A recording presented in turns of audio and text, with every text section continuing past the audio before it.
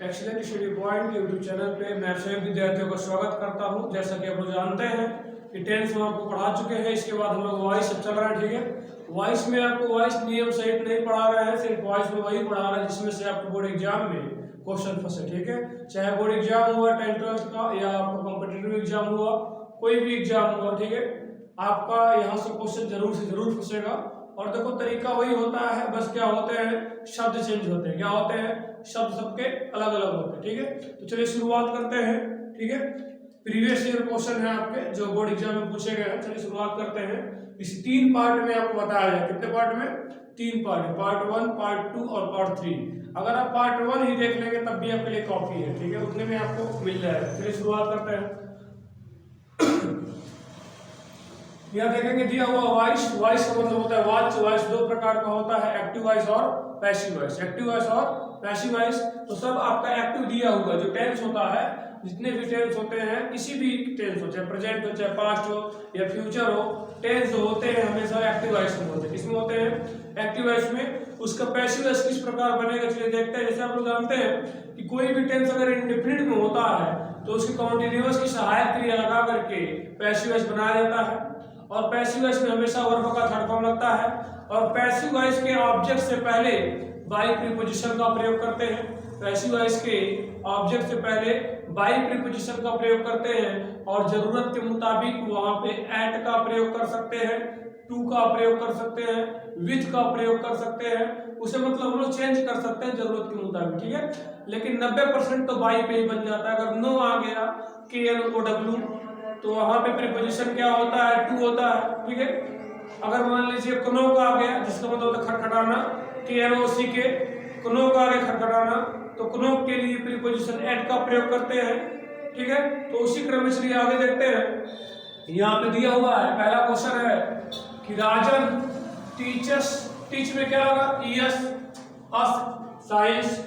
तो यहाँ पे देखेंगे ऑब्जेक्ट कितने हैं? ऑब्जेक्ट 2 है। और जो 2 ऑब्जेक्ट होते हैं, डायरेक्ट होता है, दूसरा होता है इनडायरेक्ट ऑब्जेक्ट, ठीक है। तो जो व्यक्ति के लिए प्रयोग होता है उसे इनडायरेक्ट बोलते हैं, और जो वस्तु के लिए प्रयोग होता है उसे बोलते हैं डायरेक्ट ऑब्जेक्ट, ठीक है। तो जैसे वी का ऑब्जेक्ट अस होता है, वी मतलब हम, तो व्यक्ति हुए, ठीक है। उसी क्रम में मी हो गया, आई का ऑब्जेक्ट, तो आई होता है व्यक्ति के लिए प्रयोग, उसका ऑब्जेक्ट मी इनडायरेक्ट ऑब्जेक्ट हो गया। हिम हो गया, ठीक है। हर हो गया, देम हो गया, तो ये सब क्या होता है? यू हो गया, ये सब इनडायरेक्ट ऑब्जेक्ट होते हैं। तो सबसे पहले उसी को उठा के आगे करते हैं। तो देखेंगे यहाँ पे, तो यहाँ देखेंगे टेंस कौन सा है? तो टेंस है टीचर्स, मतलब टीच में वर्ब के फर्स्ट फॉर्म में क्या लगा दिया? यस या यस। और जब वर्ब के फर्स्ट फॉर्म में यस या यस होगा तो प्रेजेंट इंडेफिनिट टेंस होगा। और किसी का इंडेफिनिट हो, किसी का भी इंडेफिनिट हो, तो किसी का इंडेफिनिट हो, किसी भी टेंस का इंडेफिनिट हो, तो उसी के कॉन्टिन्यूअस की सहायक क्रिया लगाते हैं, उसी के कॉन्टिन्यूअस की सहायक क्रिया लगाते हैं। और पैसिव वॉइस में हमेशा वर्ब का थर्ड फॉर्म। कौन सा फॉर्म? वर्ब का थर्ड फॉर्म। चलिए शुरुआत करके देखते हैं। तो अस यहाँ पे ऑब्जेक्ट है, साइंस भी ऑब्जेक्ट है, इसको बनाएंगे हाँ, तो सब्जेक्ट के स्थान पे आएगा।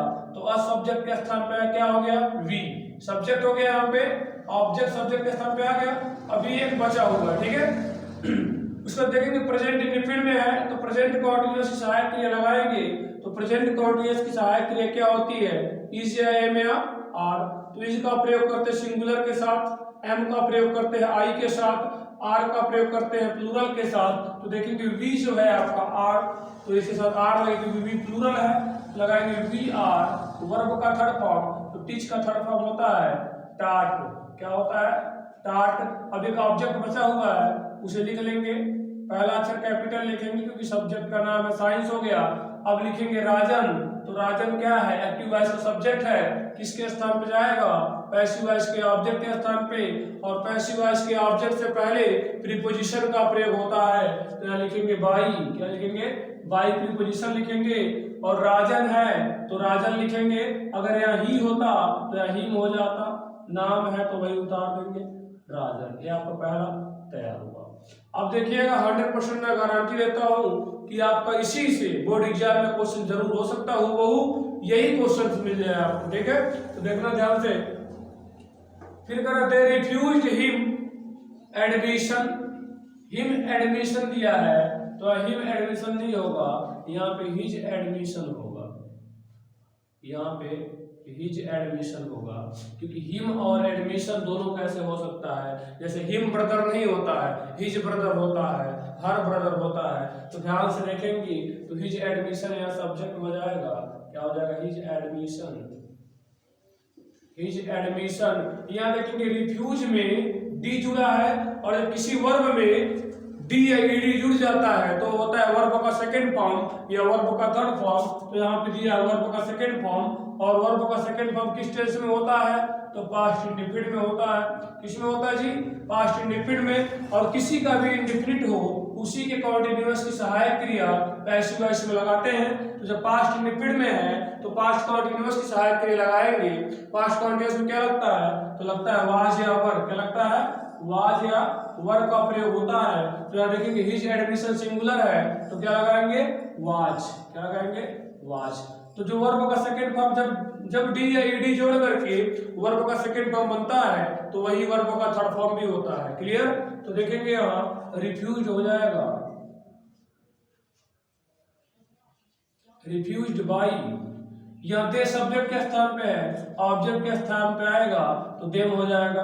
कहीं कहीं आपको देम, दे का देम नहीं मिलता है, वी का अस नहीं मिलता है, सब्जेक्ट के रूप में पीपुल रहता है तो पीपल जो होता है, पीपल्स, PEOPLE, लोग वाला, उसे ऑब्जेक्ट के रूप में नहीं लिखते हैं। समबडी होता है, नहीं लिखते हैं। क्यों नहीं लिखते हैं, अगर उसे बिना ऑब्जेक्ट के स्थान पे रखे उस सेंटेंस का पूरा पूरा अर्थ निकल जाए तो वहां रखने का कोई मतलब नहीं होता है। लेकिन आप अपने संतुष्टि के लिए रख भी सकते हैं। ठीक है, तो दो बन गया, पहला नंबर और दूसरा नंबर। चलिए देखते हैं तीसरा नंबर दिया है, please walk on the right, please walk on the right. तो प्लीज मिल गया, अगर प्लीज से शुरू हो गया और प्लीज के बाद वर्ब का फर्स्ट फॉर्म मिल जाएगा तो हमेशा इसे बनाते हैं यू आर रिक्वेस्टेड टू से। कैसे बनाते हैं, you are requested to, you are imperative sentence, you are requested, क्योंकि प्लीज या काइंडली जब होता है तो रिक्वेस्ट करते हैं। ठीक है, तो you are requested to please के स्थान पे हो गया।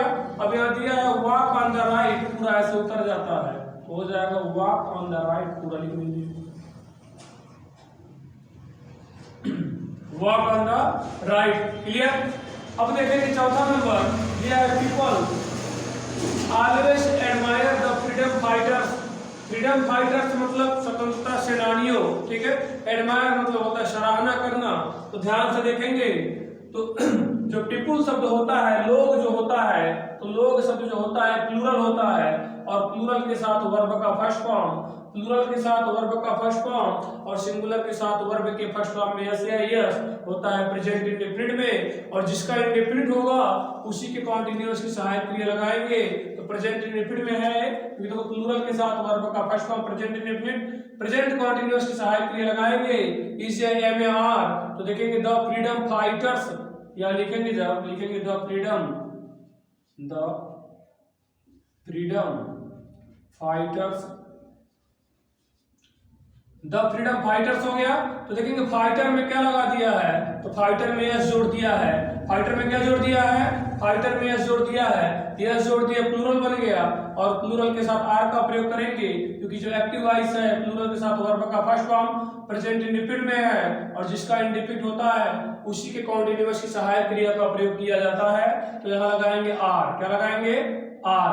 वर्ब का थर्ड फॉर्म, तो थर्ड फॉर्म लगेगा वर्ब का थर्ड फॉर्म। तो देखो जिसके लास्ट में ई होता है उसमें डी जोड़ करके वर्ब का थर्ड फॉर्म बनाया जाता है, हो जाएगा एडमायर्ड। क्या हो जाएगा, एडमायर्ड हो जाएगा। क्लियर। फिर लिखेंगे सॉरी जी, यहाँ पे हम ऑलवेज आ गया, यहाँ ऑलवेज लिखेंगे क्योंकि इसे छोड़ते नहीं, इसे वर्ब के थर्ड फॉर्म पे तुरंत बाद लगा देते हैं। अगर ऑलवेज आ गया, ऑफ्टन आ गया, वर्ब के थर्ड फॉर्म पे तुरंत बाद से लगा देते हैं। क्लियर।